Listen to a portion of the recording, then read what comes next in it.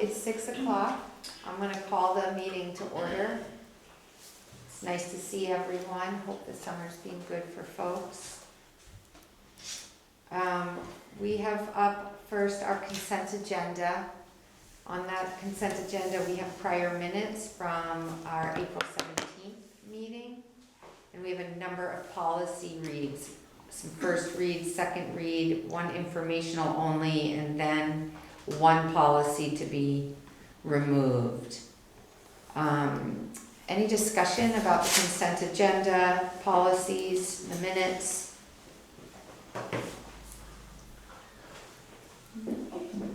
All right, then I'll make a motion to accept the consent agenda. We'll do that by roll. Kat? Aye. Emily? I'll abstain because I wasn't on the board at that time. Oh, correct, right, thank you. Sarah? Aye. Akua? Aye. And Mary is an aye. Okay. Right, and I guess I'll just put a pin in it for a second to just introduce Emily. I mean, she's reintroduced, some may know Emily since Erin has stepped off of the NMV board in order to accept an assistant principal position at Berkshire Elementary. Emily was appointed to fill that spot. So nice to see you, Emily. Nice to see you, Mary. Okay, excellent. All right, so moving forward, I don't think there's any need, unless someone knows something I don't, to reprioritize the agenda flow. Okay, so that brings us to our recognition of visitors and our public comment. Brittany, if you'd like to introduce yourself, and I know you would like to speak. Just to let you know that usually people get anywhere from two to 4 minutes for your comment, and there's not a dialogue with the board. It's just, but we're happy to hear what you'd like to share. Okay, this is 5 minutes, but I'll try to make it. That's fine. That's fine. No worries. Thank you. Hi, I'm Brittany Lovejoy, and I live in Montgomery, Vermont. I'm a parent of 4 children, and we all have dyslexia, which is a reading disability that can be effectively remediated. In the process of helping my children, I have become well-trained in evidence-based literacy instruction and now have my own practice. My twins were at a 3rd and 5th grade reading level when they entered 9th grade here in Enosburg. They wanted to drop out of high school. This wasn't the first time they wanted to drop out. Rita and Julia wanted to drop out of school as early as 1st grade. This whole educational experience was an emotionally taxing time for our family. But I'm here to discuss teaching methodology in our school district, and I'm here for the other students and families. Did you know Vermont students have declined in reading for a decade, from among the top scoring states in the U.S. to the middle of the pack? On the 2022 National Assessment of Educational Progress, 66% of Vermont 4th graders read below grade level. Think of that. That means that over half of our 4th graders are not proficient readers. And the research tells us that children who are behind in 1st grade rarely catch up. That means that over half of our high school students most likely will not be good readers when they graduate. The answers lie in Act 139. Act 139 requires, which is a law, that requires instruction and assessment in K through 3 be grounded in the 5 components of reading, which are phonemic awareness, which is the relationship between speech sounds and letter combinations, phonics, which is reading and spelling, vocabulary, fluency, and comprehension. When Act 139 is implemented appropriately in grades K through 3, our special education students should decrease and more students will become proficient readers. This law has some solutions for our younger students, yet what solutions exist for our older students? The law affirms that students in any grade who are below proficient in reading will receive remediation by an appropriately trained educational professional. Recently, Julie Brown, a Vermont educator, and Woodstock High School were featured in the Hechinger Report. In this article titled, "Many Kids Can't Read, Even in High School. Is the solution teaching reading in every class?" Some high schools and states are experimenting with ways to integrate literacy instruction across all classes. Solutions for our older students are mentioned in this report. In a recent memo, which is about 5 days ago, I think, 6, to superintendents, principals, and educators. Our interim secretary, Zoe Saunders, discusses Read Vermont, and the AOE is discouraging schools from using this 3 queuing system, which our district has used and is using. The 3 queuing system is a philosophy of teaching reading based on guessing. The AOE has encouraged us to implement Act 139. Yesterday, Dr. Doreen Dorfman and I did a webinar for the Vermont Family Network called Unpacking Vermont's New Literacy Law, Act 139, to teach all students to read. Within it, we give professional recommendations about best practice. I invite you to watch this, and I will follow up with a link to the recording. In conclusion, I want to share 2 high school success stories with you. With a 1.5 years of evidence-based instruction, my daughter Julia, went from a 5th grade reading level in 9th grade to reading on grade level in 11th grade. Within 2.5 years, my other daughter, her identical twin sister, went from a 3rd grade reading level to being able to attend early college in her senior year. Because she too was given evidence-based instruction by an appropriately trained professional. What did they do differently? What did these professionals do differently? How did these tutors use their evidence-based instruction to move potential high school dropouts to college in their senior year? What can our teachers do in K through 3rd grade to support the 5 components of reading with a feeling of urgency as soon as next week? What can our teachers incorporate into their classrooms this year? They need support to do this. I will share with you some resources that are grounded in evidence-based instruction. I hope that you take this need for change very seriously, because our future, the future of our students, our families, and our economy depend on it. Thank you. Mary. Thank you so much, Brittany.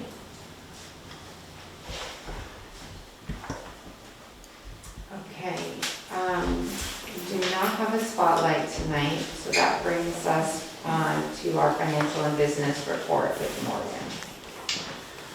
Everything I have for you tonight is informational, at least everything under my agenda. I will be hopping in people into the superintendent's agenda.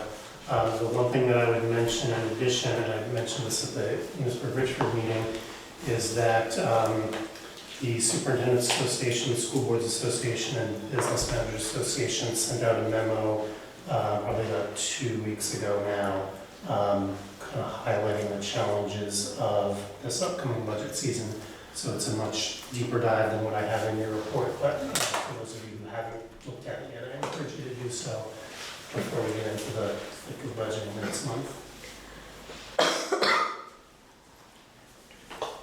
Unless there are any questions, I'll just jump in as needed later on. Okay, great. Thanks, Morgan. Okay, so moving on to the superintendent's report. Lynn isn't able to be with us this evening, so Michelle Taberge is going to go over the superintendent report on her behalf.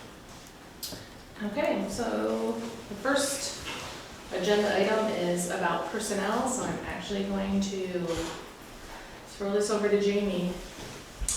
Okay, so the hiring, we hired Jenna Bradley for special educator, Derek Lewis, family engagement coordinator at Bakersfield and Berkshire, Amber Friesman, permanent program virtual teacher. So I would need a motion to hire those 3 professionals. And for information, we have April Parent, BT Para at Berkshire, Brandon Ritchie, BT Para at Munisburg Elementary, Megan Bosley, BT Para at Montgomery Elementary, Jessica Legu, Pre-K Para at Bakersfield, Patricia Parazo, Pre-K Para at Berkshire, Samantha Mason, Pre-K Para at Munisburg Elementary, Megan Churchill, Pre-K Para at Munisburg Elementary, Carmen Carroll, Pre-K Para at Montgomery, Kayla Weatherby, Pre-K Para at Richford Elementary, Megan Fontaine, Pre-K Para at Sheldon, Barb Martin, kitchen assistant, Kelly Kennison, kitchen assistant, and Jamie Sweetser, kitchen assistant. All right, I can make that motion for those 3 hires you listed at the beginning. We'll do that by roll. Kat, Aye. Emily, Aye. Sarah, Aye. Akua, Aye. and Mary is an aye. For resignations, we had Sarah Fortin, social emotional coach at Berkshire, Kaden Hamlin, literacy interventionist at Sheldon, Carrie LePan, SLP, Brittany Young, alternative program virtual teacher. We had Jason Guild, BT Para at Montgomery, Catherine West, BT Para at Richford Elementary, Samantha Seco, BT Para at Richford High School, and I need a motion for those professional resignations. I'll make a motion. Thank you. By roll. Kat, Aye. Emily, Aye. Sarah, Aye. Akua, Aye. and Mary is an aye. Open positions, we have SLPs, early ed SLP, LL teacher, behavior technicians, pre-K behavior technician, kitchen assistant, the lead assistant site coordinator at Finsbury Elementary, and we are always looking for substitutes for teacher, nurse, para, custodian, and food service. And that's informational. And then we have one unpaid leave request, Christian DeFranco, FHS special educator. He has asked for this week off for an out-of-state wedding, and he's allowed to use 3 personal days, so we're looking to allow him to take 2 unpaid days as well. It's actually an out-of-country wedding, so Right. it's not like it's. Not Canada. Any discussion, folks, or people feel comfortable with that request?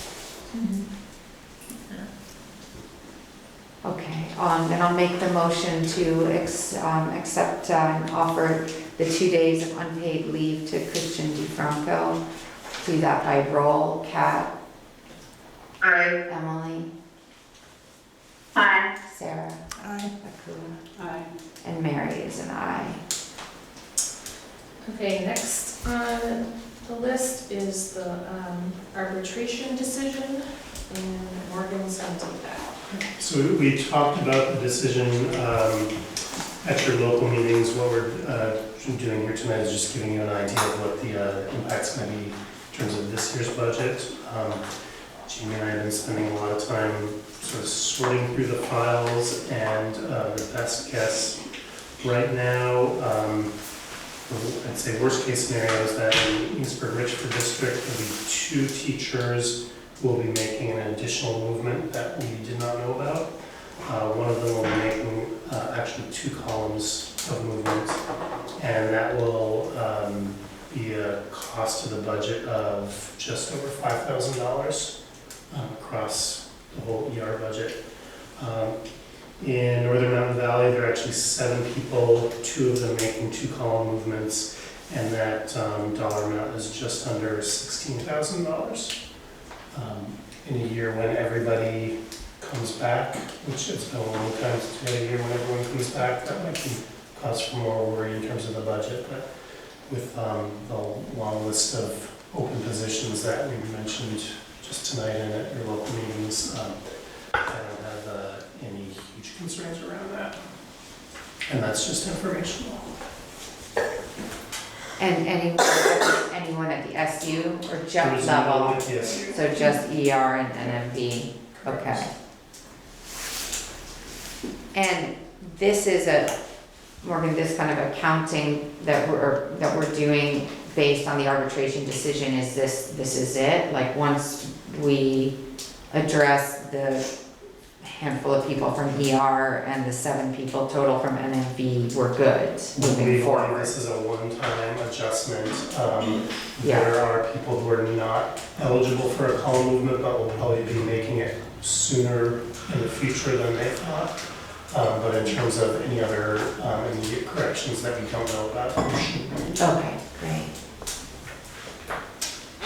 Okay, next is negotiations, and this is two-part. There's the support staff negotiations update and teacher negotiation, and I'm gonna send it back to Morgan. Okay. So for the FY25 support staff negotiations, the year that we're in now, as you all know, we are waiting for a date for a mediator.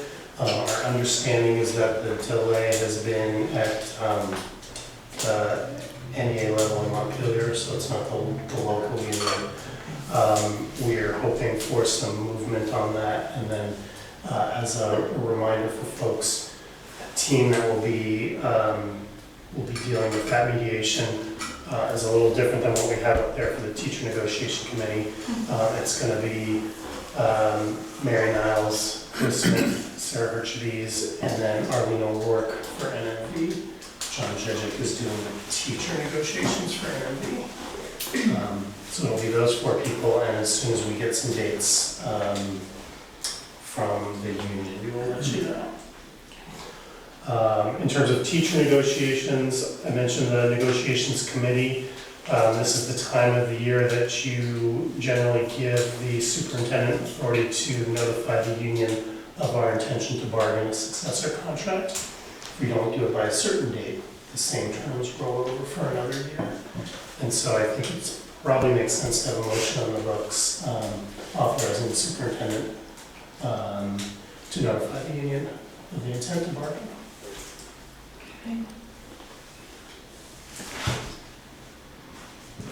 Okay, I'll make that motion to authorize the superintendent to notify the teachers' union of our intention to bargain. By roll, Kat, Aye. Emily, Aye. Sarah, Aye. Akua, Aye. Mary is an aye. And then the last thing on there, we approved the early return bonus back in the spring. We're just kind of circling back and dotting the i's and crossing the t's. So I now have the side letter of agreement with the union, which kind of spells out the mechanics of that. And so I think you could do a motion to accept the side letter and have the chair sign it away from the table, and then we'll bring that to the 2 local boards as well. Okay. I'll make the motion. Is that a motion? Yeah, a motion to accept the side letter, Yep.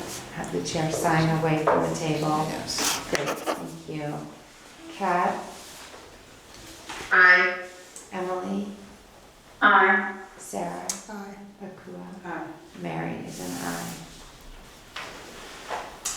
Okay, next is 25-26 FNESU budgeting, and right back to you, Morgan. Right. So earlier in the year, you discussed and we put into action moving the pre-K paraeducators out of the local budgets into the supervisory union budget. For this year, because the budgets were already set, what we'll be doing is billing back those staff so that the pre-K para in Bakersfield will go to NMV, and we'll keep it that way.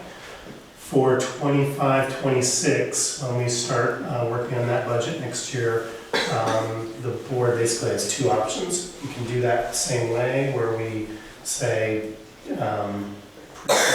X is, we know them to be in this building, so we're going to build them back to that district, or we can make them part of the SU assessment, which goes into the big bucket and then is divided out by your enrollment numbers. The reasons in the past for doing things as a bill back are sort of twofold. One is sort of the optics of it. It's really a building-based staff member, and so paying it out of the SU makes our office look bigger.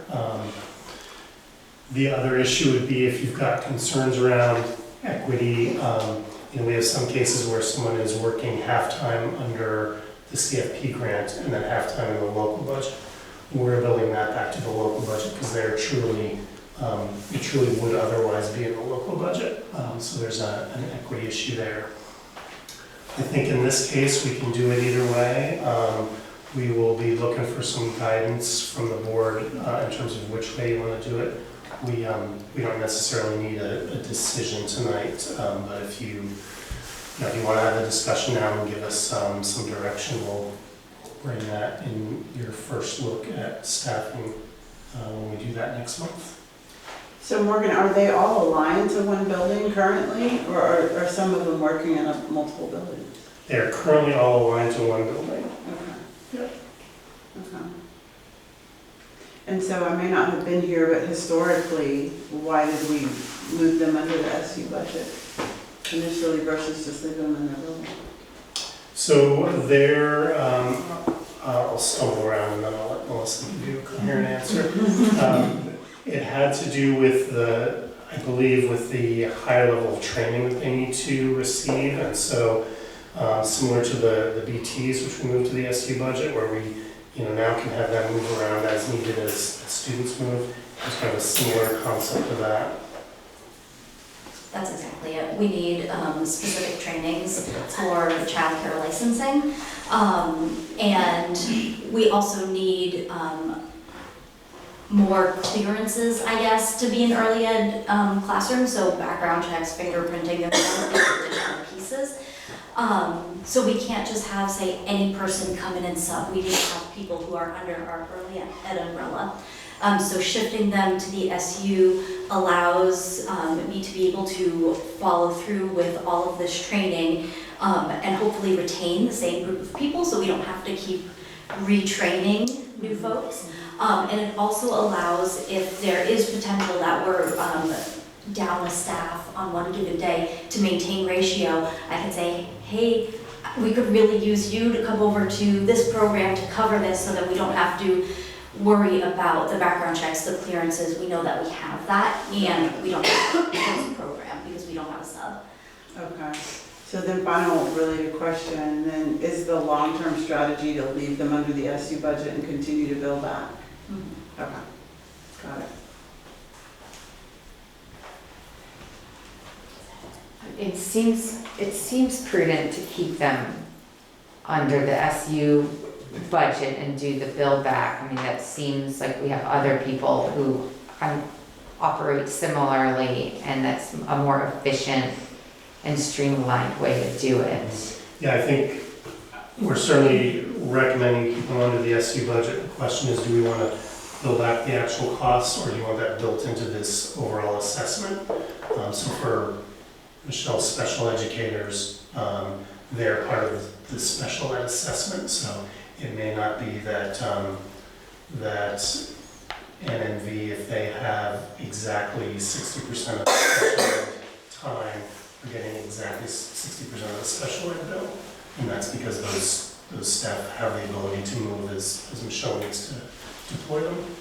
I will say that we can do either, and I can see an argument to do the bill back since we've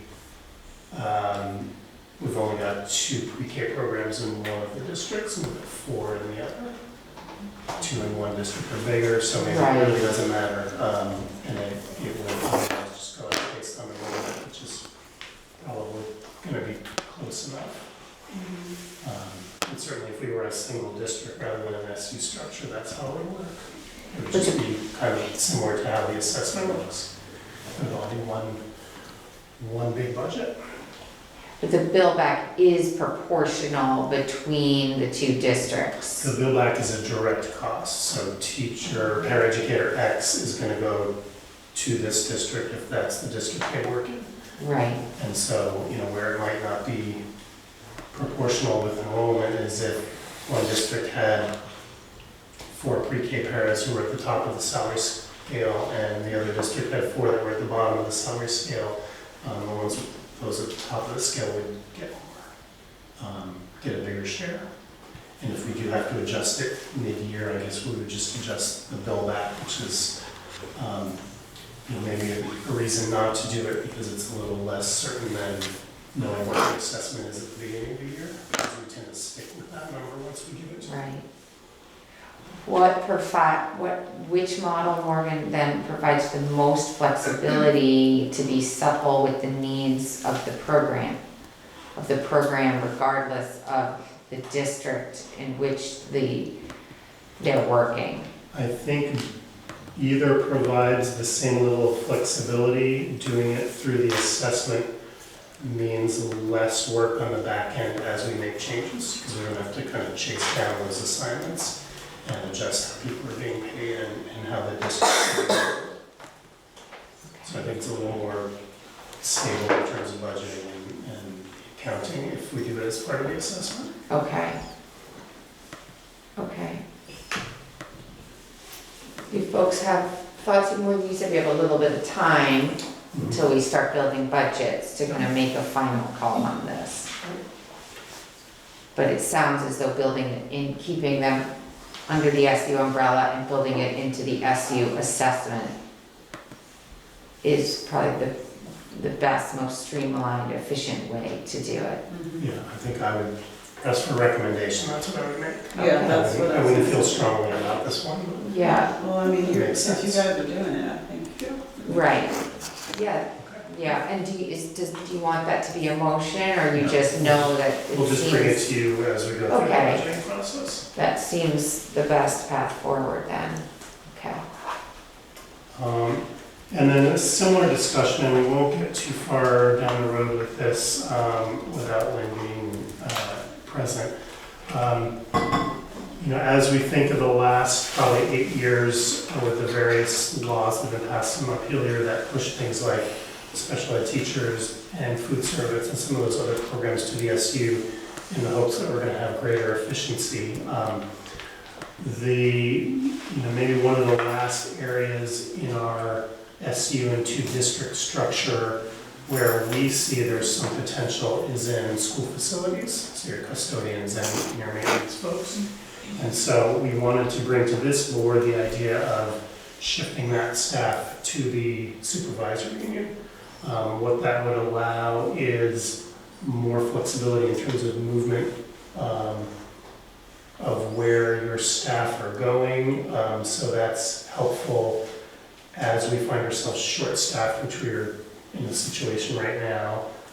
As you do maybe some of the summer work where you could really throw all of your skilled people at one building at one time and get those big projects done quicker rather than worrying about which pocket is paying those staff. So it gives us the efficiency and the flexibility. The last piece is that it would take a dozen or so staff off of your principal's plates in terms of supervision and doing that personnel piece.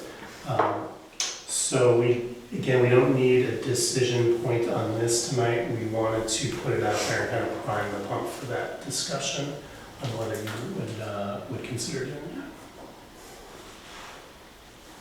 that.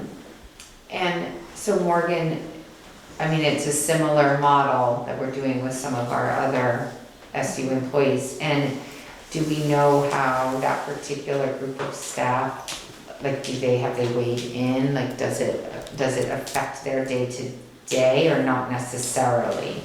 I think that it wouldn't necessarily affect their day-to-day. We are not in a market where we can just go out and find replacements. So, if we went this route, Vernon's not going to be changing someone's work assignment every day because we know we would lose people and Right. that's an issue. We try to work with the flexibility that we can within the 2 districts. And so I don't think it's going to be completely unfamiliar to them. You could move somebody from Bakersfield to a Sheldon if it's needed already. Right. So. Okay. So if you were gonna do that, just thinking big picture, right?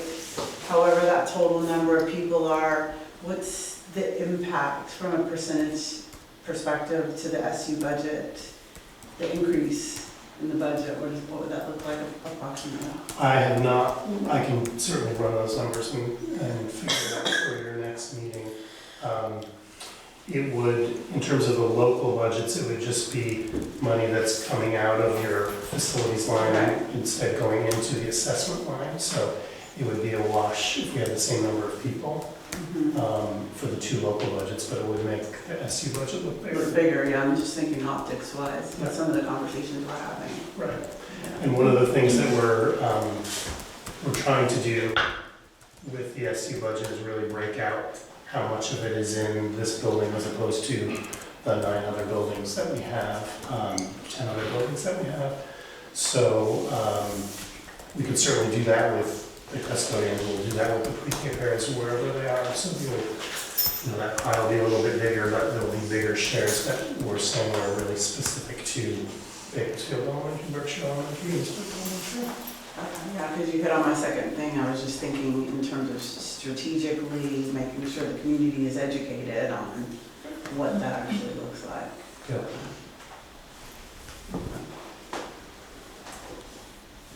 Morgan?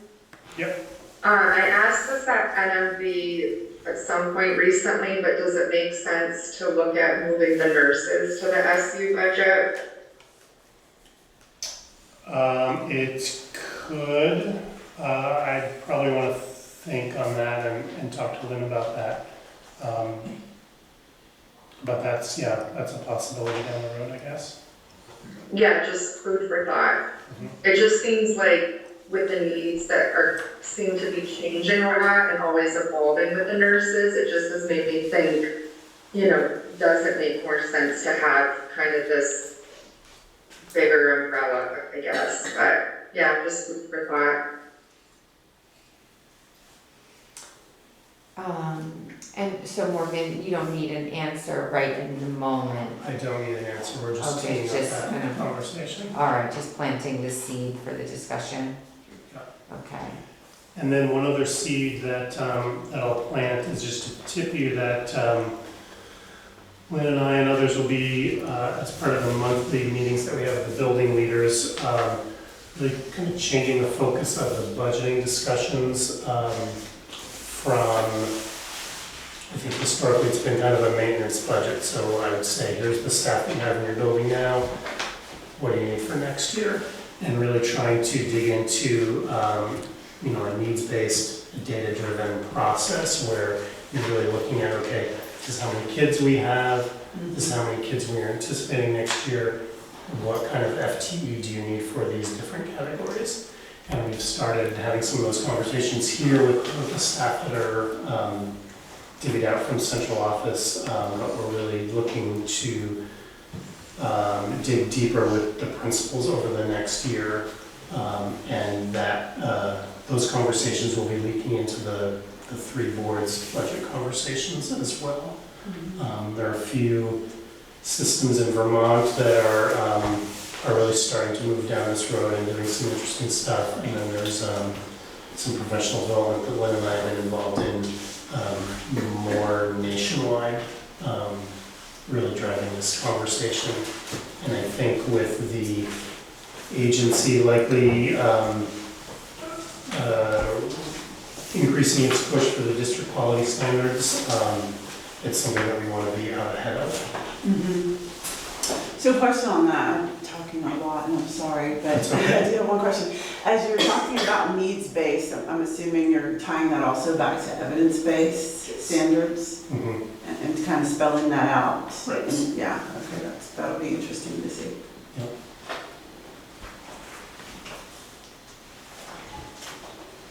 Unless there are any other questions, that's, I think, the last you're gonna hear from me tonight.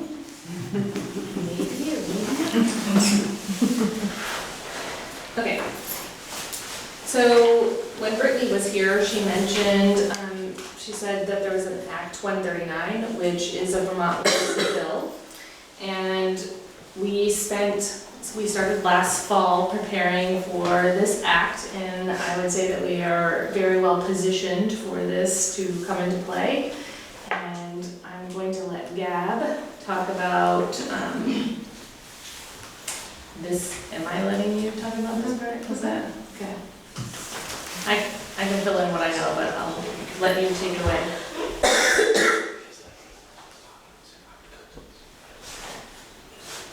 can't We hear. can't hear you, Gab. Maybe I am gonna have Phyllis. No.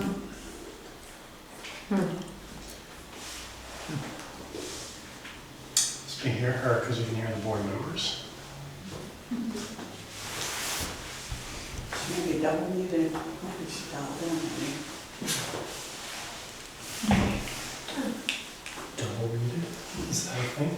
Yes, it is, like if you're, hard to explain, but if you have the application call you, you can mute your phone and mute the computer.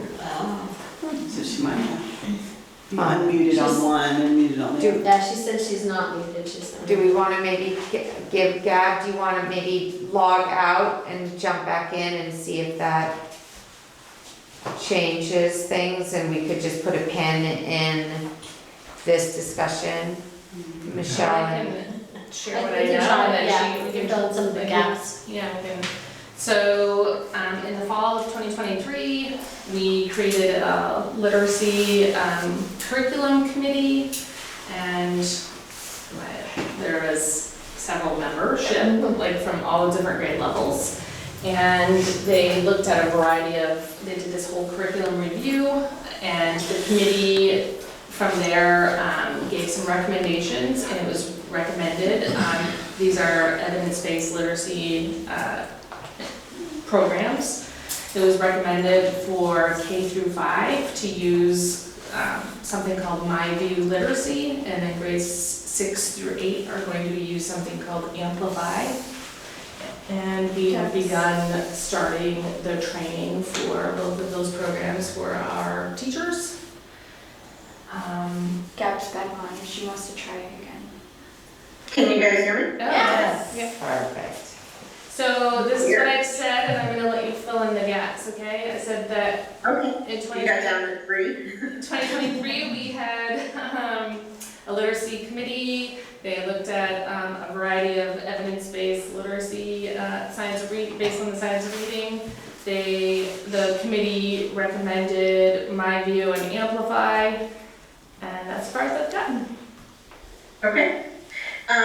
Yeah, we funded this through ESSER, and there are some pretty close connections to the board goals. I think you can, is there another slide? I have this slide. Oh, okay, well, I guess that, I'll pull up my notes, sorry. See if She's there's got some anywhere. links to the curriculum review committee, Gab, on that slide. And links to both the My View Literacy and the Amplify, people can explore. Yeah. Oh, well, I don't think we need, well, I don't know how in-depth she was planning on going, but. I think those are there for the board members to look at. Yeah. It goes to the site. Yeah, I wouldn't Yeah. say that that's necessary. No.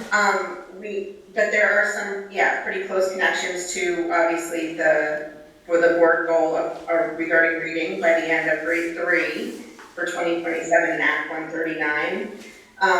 We did a ton of professional learning this summer, and teachers are feeling, I think we had upwards of 40 teachers who engaged in learning specifically for, 40 teachers for My View, fewer for Amplify, and then a lot of teachers did some of this other literacy training over the summer, so we had a ton of reading going on this summer, reading instruction, reading PD going on this summer. So math, we had a lot of teachers doing professional learning around student-centered learning and also social-emotional learning as well. All connected to board goals. And then convocation was yesterday, and we focused on this ideal state all day. So we really worked on understanding what it looks like to try to get to a place where or teachers are empowering students to do these things, actively engage in learning, independently make decisions, and hopefully find joy and relevance in their educational experiences. So that's what we've been up to all summer. A little bit. And that, No, we have one other thing. we have one other? Oh, yeah, one other. So Monday, the 26th was a date that we had put out for a board retreat. We had collected some doodle poll dates. Courtney, I think, did that this summer. We picked the 26th. We have not heard from many people yet if they can attend that. So we're just trying to do a check to see if people are available for board retreat. I know, Sarah, you I'm not said you can't, available, right? no. But I don't think we've heard from any others. Just to give you a preview, sort of some of the work that we'd like to engage in. Unfortunately, Lynn and I were supposed to be doing some of this planning today, but that didn't happen. But we're looking at revisiting our vision and mission and looking at calibrating, making sure that we're calibrating that to the work that we're currently doing. We have some suggestions for potentially some shifts in some of the language. It's minor, but something that we'd like to, we think will be impactful. Callie has some recommendations for some shifts to the board goal around social emotional learning. She's done a lot of work this last year and really has some language that she thinks would be more appropriate for our board goal, so she'd like to propose that. And there are a few other things that Lynn and I have kind of planned. So we just wanted to do a check to see if there are people who maybe haven't signed up but accepted but can attend that board retreat Monday night. I can definitely attend. Okay. It's from 5 to 8, Okay. and I will get you all dinner. If that entices you. Thank you, Courtney. And Zoom is an option for folks if We needed? can if we need to. I think it's always better if we can do it in person Sure. just because it's a little more rich. But if we need to do Zoom in order to get more people to participate, we'll figure that out. It's a little harder, as you know, Sure.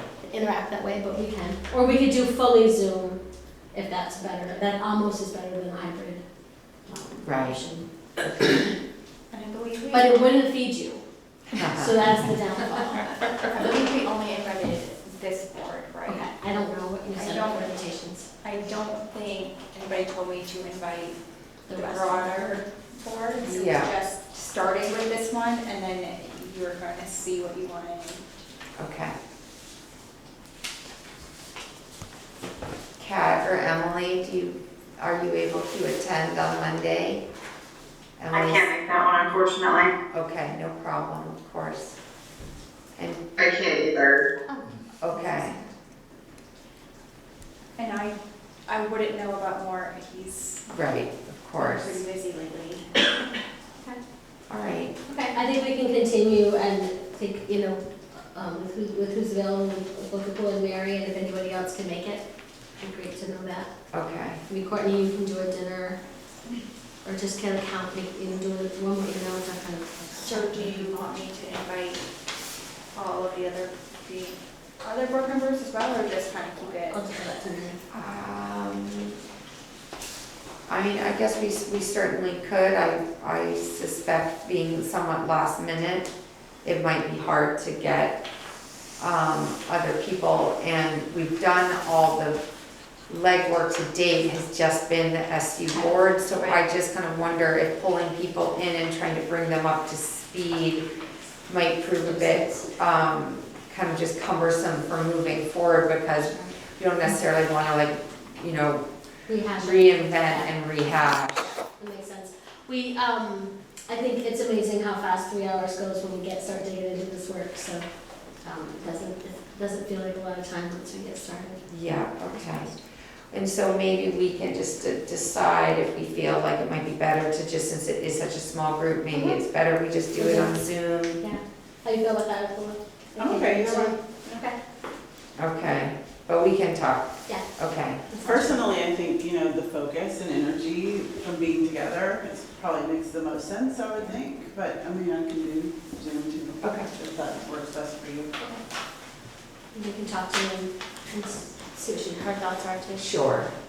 Sounds good. Okay, Thank you. absolutely, thank you. Can we step back for a second to the new science of reading and talk? I just have a quick question. Can you speak to the benchmarking that was done within the state around the programs that we chose, the My View Literacy and the Amplify, for our districts? Can you tell me what you mean by the benchmarking? Did we look at what some of the other districts were using as they were making these changes, and how do these compare with what they're using? Yes, sure, I can tell you about the process. It was pretty extensive.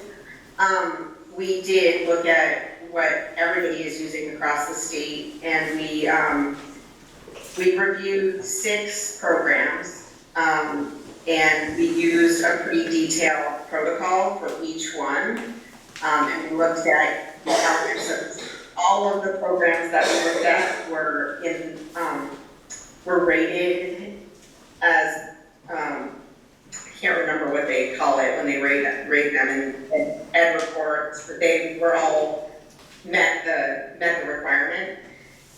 So they had all the aspects of science of reading to begin with. So we didn't review any that didn't meet the criteria with. And then we dug in pretty deep. I can't remember how many hours we spent, but I want to say it was 16 hours. I think it was I think it was 16 total hours. It might have even been more.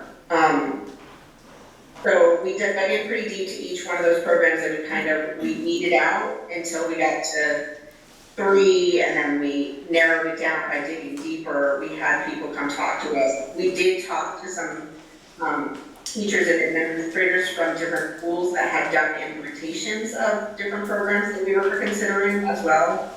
So yeah, we did a pretty extensive deep dive. Perfect, thank you. Into programs. Okay, that's helpful. And I guess one other question, the actual Act 139, I noticed there were some cascading dates in terms of when different things needed to be done. So the work that you guys have done, that sort of makes us, is compliant? Is it compliant versus non-compliant? I don't know exactly what. We're pretty well poised. Leah has been working really hard on the assessment plan. Leah and Mary both have been working really hard on our assessment plan. And Leah is well versed in 139. She's been paying close attention to what's going on with that. So yeah, we're on track. I'm not sure what you call it. I'm not sure if it's in compliance, and it's fairly new. So, okay. But yeah, we're. Okay, thank you. Yeah. That's it for Lens. Okay, so you're all set there. Thank you so much, Michelle. Okay, so that brings us to our central office updates, and we'll start with you, Dominic. Okay, yeah, just a couple of updates. One, thankfully, we finally were able to fill our Sheldon tech position after that was open all of last year. Jai had already accepted that position, and it works out good that it's also someone who's local. He has kids in the school. He's a graduate from Richford High School. We're happy to, as of now, we have all of our IT positions across ASU filled. Nice. And I also just thought I'd let you know about a new system that we picked up, just in the idea of keeping data safe, and as we're moving more and more towards Chromebooks, how reliant we are on Google keeping our data safe. What some of us would feel like if something happened to our Google account and everything's gone the next day. So we took advantage of a grant that Bizbit offers annually. It's a cybersecurity grant. And we use it to get what's called Datto SaaS protection, SaaS software as a service protection.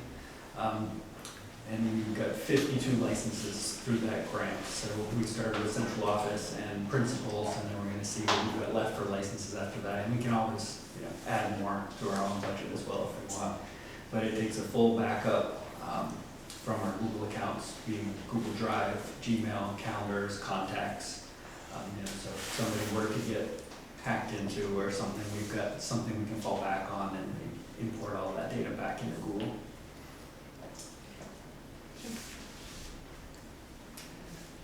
Okay, thank you so much, Dominic.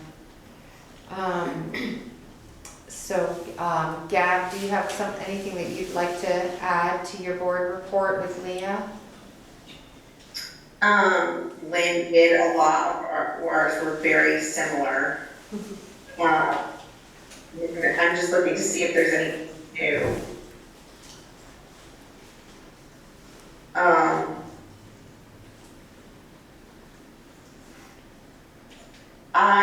We have, in-service went very well yesterday. I think it was pretty well received. The pace was really good.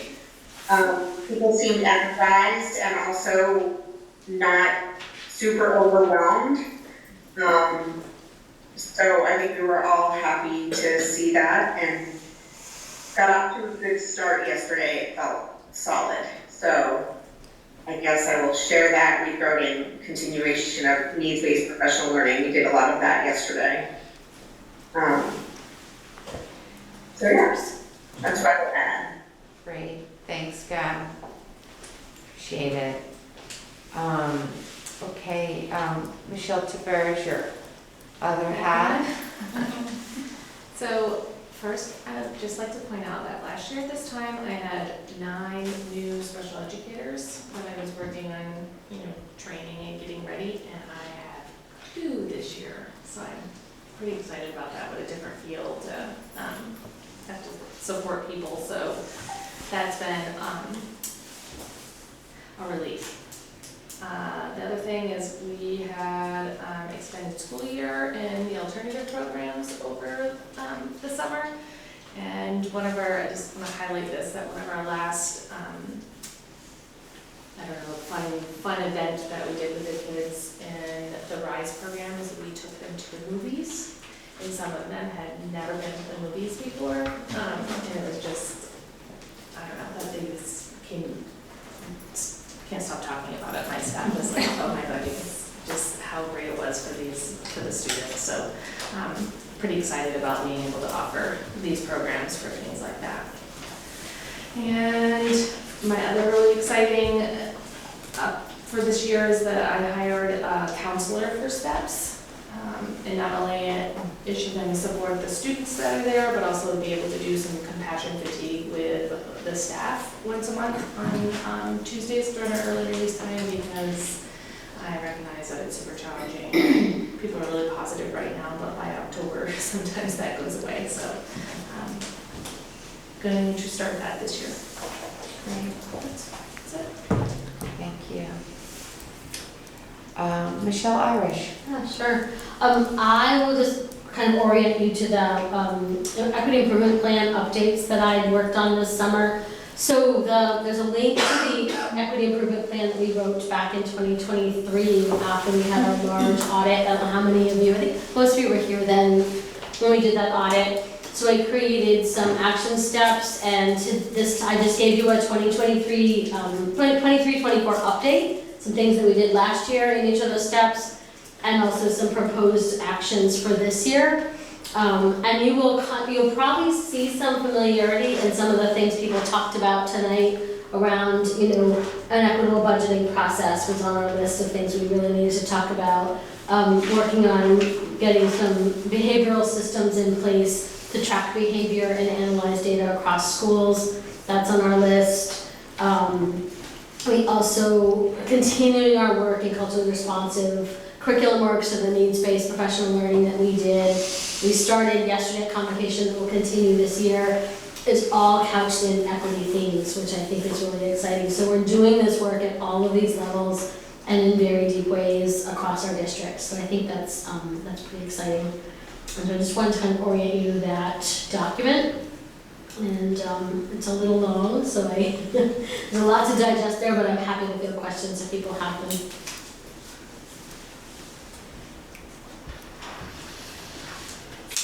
Tonight or otherwise.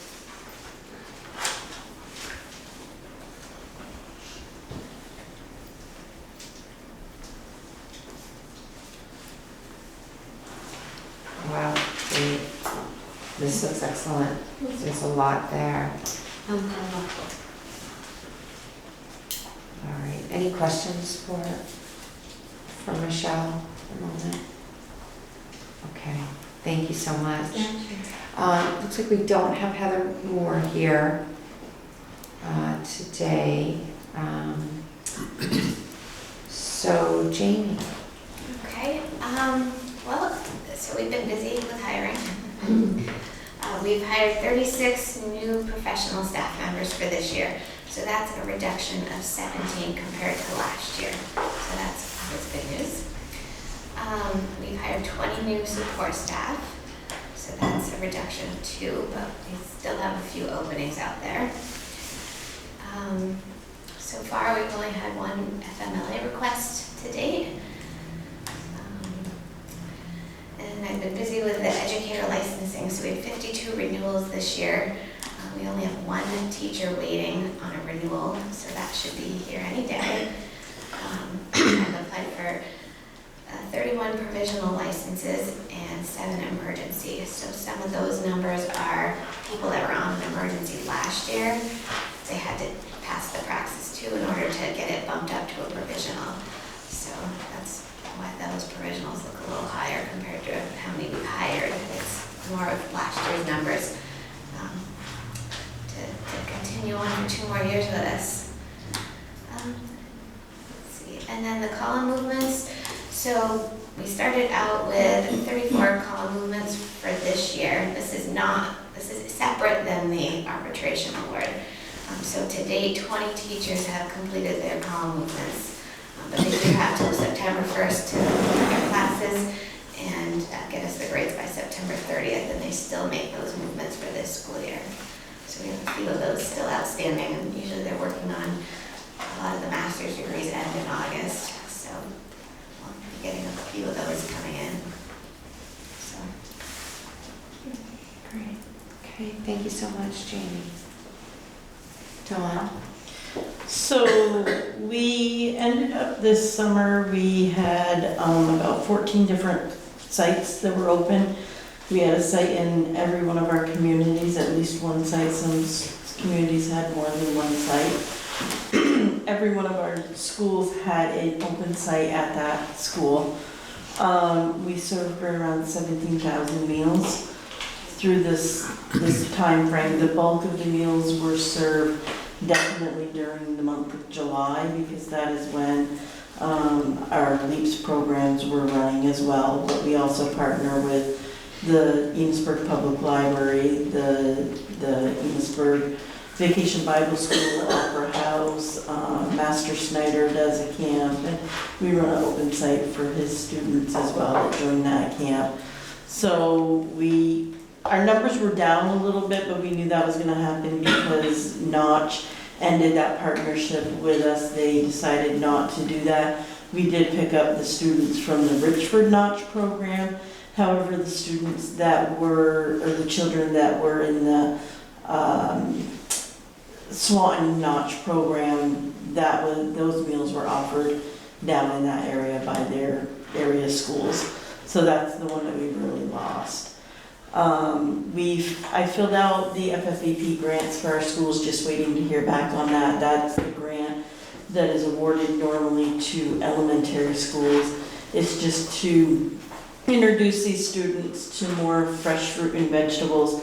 Has to be fresh fruit or vegetable. It cannot be cooked or anything like that. And so pretty sure that we'll probably end up with that in all of our elementary schools. We usually do. I did an in-service with kitchen staff on the 19th.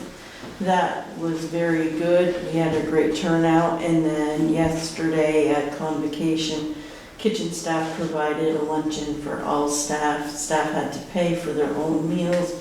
However, it's one of those things that when we don't offer something at our school, for the staff, we bombard all the local area restaurants, and staff don't have enough time to get their meal, eat their meal, and come back.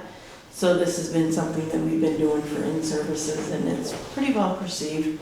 So that turned out great. This week we have a lot of open houses that are happening, barbecues, pizzas, and stuff like that.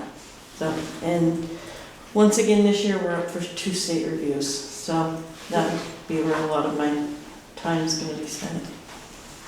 Did just add on to that, being able to provide lunch and services has been just a game changer for us. We had struggled with getting people out and back in time. We've had trouble with people getting into, like, businesses were just backed up too hard. So Dawn's staff really provides an amazing service, and they do a great job. We had ice cream and cookies and fun stuff this week, so it was great to have that option and to be able to keep people in the building, so they keep learning. Amazing. And Dawn, a question about at the high school level for the fresh fruit and vegetable program. Is there not a comparable one that can be done via grant? No. So only through the K-8? Through the K-8 is only where it is. The part that takes and loses out of that is our two middle schools that we have. Those are 6 through 8. I cannot apply for a grant just for 6 through 8. It has to start out with the lower grades. Yeah. So Okay. that's why, I guess I kind of want to piggyback on that. That's why we do offer breakfast in all of these buildings, and that's a nice thing when we offer the breakfast, because we always offer a whole fruit of some sort. So any of these kids in the high school level could always take and grab something so that they could have it later in the day. That's great. Okay. Nice. Thank you. Okay, Melissa. So over the few years, we've done a lot. My team has done a lot to strengthen our early ed program, and to have our para-educators be more integrated within our program is such a benefit to us. So I think I filled 7 paraeducator positions and had a pool of applicants who were specifically interested in early ed, which is fantastic because of the amount of knowledge that you have to build around development to really support our kiddos. So I think with this team, because we'll be able to support them more, they'll be able to meet with their teachers more often, and I'll be able to provide them more support. We'll be able to build that knowledge and skills within them to be able to further the support of our earliest learners. And that pairs with having some of our teachers become pyramid level coaches. So instead of having to access outside resources, we can coach our own paraeducators, new teachers, etc., around best practices. I'll say the one unfortunate thing is that we had hired a new teacher for Enosburg, and as of Friday, that teacher will not be joining us. So we did have to combine the classrooms. So Enosburg has 1 classroom, and we have the posting still up. So hopefully we'll be able to resolve that, but we are rolling with it, and I'm confident in our team. Excellent. Thanks so much, Melissa. Okay. Fern. Yeah, so we had a pretty successful hiring for some custodial positions, and I think we're in pretty good shape. We've still got a couple of openings, but overall I think we're going to open up in pretty good shape as far as custodial staff. One thing I'd like to highlight, and I don't, you guys don't get around to the schools as much, but our custodial staff this summer did a great job. The schools are in the best shape since I've been here. I think they've really gone above and beyond, and I can't thank them enough. Just to highlight some of the things, we're going right down to the wire to get some of these projects done. I'm hoping by Friday we've got the Richford bathroom project done. We were a little late out of the blocks this year with the budget not passing right off, so we really had to hustle to get a lot of these projects done. One of the ones I want to highlight is Richford High School. Our pellet system has begun. I want to thank Heather Moore. She helped with these grants and she did a great job. We've really been able to secure some pretty nice grants for some of these projects coming out. So we're gonna stay on top of that as well. Basically, yeah, we're ready. Like I said, it went down to the wire, and I think we're going to open up in really good shape. Excellent. Yeah, these are great projects. Yeah. Nice. Yeah. Thanks so much. Good. Okay. So, let's see, our next meeting will be Wednesday, September 25th, here at the central office. Does anyone have anything else that they would like to I do. discuss? I do. Yes, I was please. looking at the roster and we need to appoint a new clerk because Erin was the clerk of the SU board. correct. So now we need a new clerk. So you're the chair, Maura is the vice chair. Correct. We need a clerk. So I just okay. wanted to throw that out there. And the clerk's main role is if the chair and the vice chair are not able to attend, then they would open and lead the meeting. Yeah, they don't have to worry about minutes. I do the minutes and that's pretty much it that they have to do. Anyone feeling inspired for that, clamoring for that clerk position? Everybody disappears. When was the last time the chair and the vice chair were not? I cannot remember. It's not likely to happen. It would be a rare occurrence. I mean, I'm happy to do it. Yeah. With that disclaimer. Okay, perfect. So I will then nominate Akua as clerk, and we'll do that by roll. Emily, Aye. Kat,